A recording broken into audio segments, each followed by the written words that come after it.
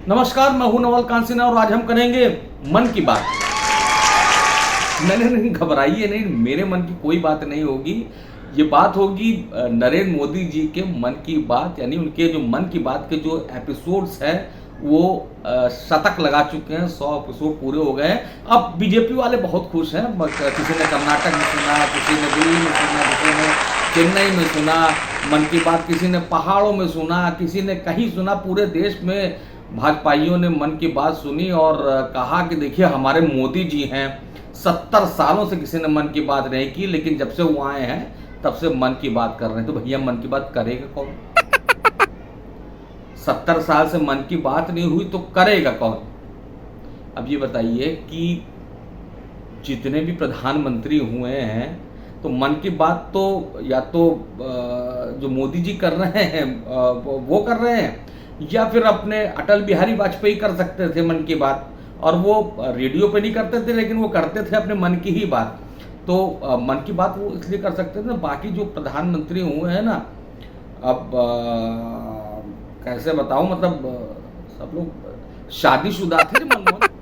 अब भैया मनमोहन सिंह जी की बात होती है कि वो शांत रहते थे, वो कम बोलते थे, तो कैसे बोले वो घर में जो है धर्मपत्नी की बात सुने कि अपनी बात करें, तो इसीलिए वो खामोश रहते थे। और जितने भी प्रधानमंत्री ज़्यादातर रहे हैं, अटल जी को छोड़ करके या जो मोदी जी जो मन की बात करते हैं उनको छोड़ करके, सब लोग की स्थिति बहुत ज़्यादा बोलने की थी नहीं।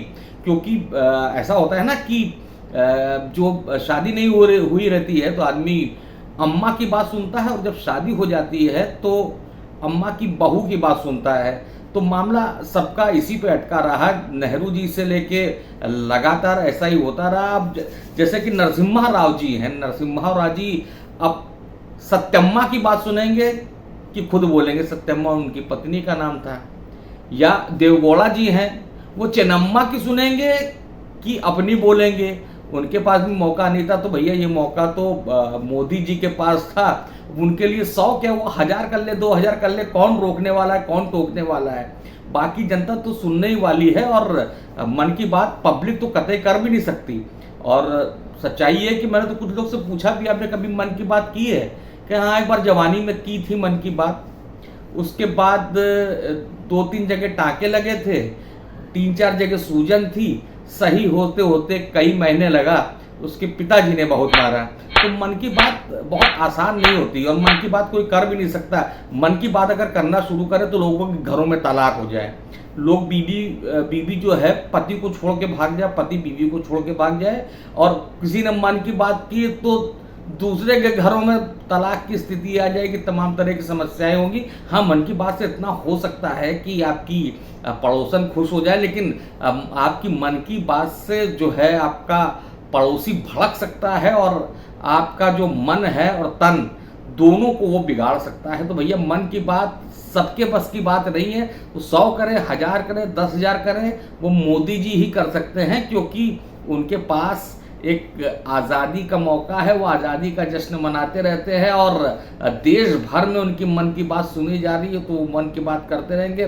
बाकी और जो दूसरे दलों के नेता हैं उनके भी सामने संकट है। हालांकि राहुल गांधी जी हैं जो कि मन की बात कर सकते हैं और वो मन की बात करते रहते, कोई सुने चाहे ना सुने, लेकिन वो अपने मन की बात करते रहते हैं। अब आप कहेंगे कि तो चलिए पुरुषों की बात हो गई, इंदिरा जी ने अपने मन की बात क्यों नहीं की?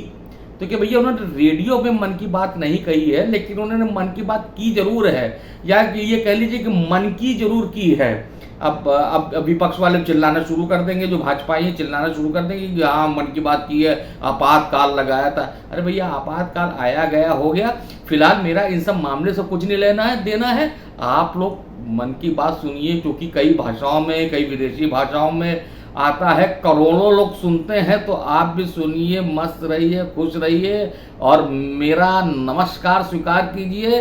किसी को अच्छा लगा हो तो हमें जाने दो, और किसी को बुरा लगा है तो भैया अमा इस बात को जाने दो।